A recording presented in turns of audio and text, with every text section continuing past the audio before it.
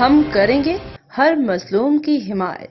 السلام علیکم، میں ہوں حرین فاطمہ اور آپ دیکھ رہے ہیں حمایتی نیوز HD چینل۔ نظر ڈالتے ہیں آج کی اہم خبروں پر۔ وزیر اعلیٰ پنجاب محترمہ مریم نواز شریف صاحبہ کی ویژن ستھرا پنجاب مہم کو عملی جامہ پہنانے کے لیے ضلع انتظامیہ ٹوبہ متحرک ٹوبہ شہر اور اس کے داخلی اور خارجی راستوں سے ہر قسم کی تجاوزات کو ختم کیا جا رہا ہے۔